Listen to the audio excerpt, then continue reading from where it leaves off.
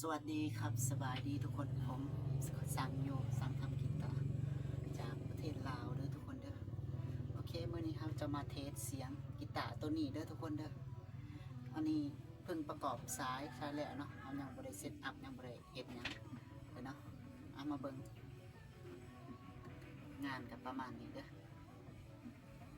ยังบริทำความสะอาดเนาะก็จะมีร่องรอยมีการเปื้อนเล็กน้อยเด้อทุกคนเด้อ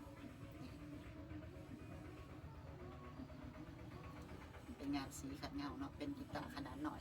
34 นิ้วเด้อพกพาสะดวกสบายง่ายเนาะสำหรับกีตาร์ตัวนี้เด้อโอเคก่อนจะมาพังเสียงเดี๋ยวมาพามาเบิ่งสเปคกันเล็กน้อยเนาะ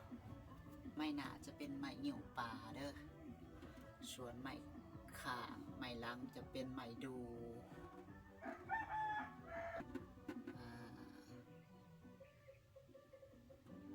คอจะเป็นไม้กระเดาเนาะคอจะเป็นคอ30เด้อนี่จะเป็นไม้มะลิกับอันนี้ก็เป็นไม้มะลิคือกันเด้อทุกคนเด้อตัวนี้ก็คือกันเนาะลิดนี่ก็ไม้มะลิเนาะมุดจะเป็นไม้มะเกลือเด้อมุดเด้อเดี๋ยวเราจะปรับแต่งอีกเนาะมุดเพราะว่ามันยังใส่บ่ได้เนาะอันนี้เขายังบริเหตุอยากให้มันดีเนาะครับทดลองเสียงแล้วก็เพื่อใส่ซ้ายแล้วก็ตั้งเสียงมันซื้อเนาะนัดเซตเดินนี่ก็จะเป็นกระดูกเด้อส่วนซ้ายตัวนี้ทดลองเสียงค่อยแล้วก็ใส่แล้วก็จะส่งให้เลยเนาะเขาใส่ซ้ายพร้อมส่งเลยแล้วสำหรับตัวนี้มันจะเป็นสายดัดโมเมนต์ดัดจะเป็นสายอีเล็กเซอร์เด้อตัวนี้เด้อสายอีเล็กเซอร์เบอร์11ที่ใช้เนาะที่ใช้รู้สึกว่ามันจะ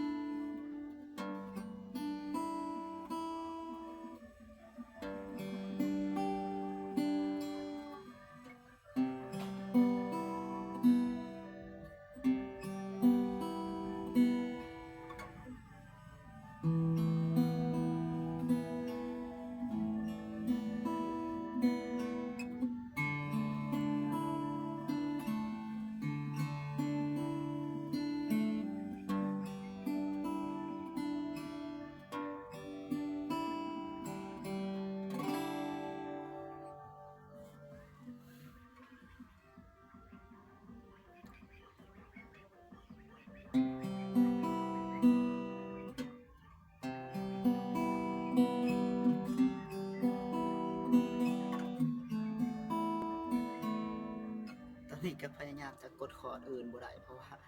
นิ้วสี่มันยังกดสายกีตาร์บ่ได้นะเนื่องจากว่าเกิดอุบัติเหตุก่อนหน้านี้ในการใส่เลื่อยซอยใหม่แล้วเฮายังสัมผัสสายบ่ได้ก็เลยเป็นที่จะจับ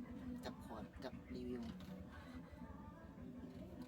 ก็เลยพยายามใส่แต่2 นิ้วใส่ได้อยู่2 นิ้วในการจับคอร์ด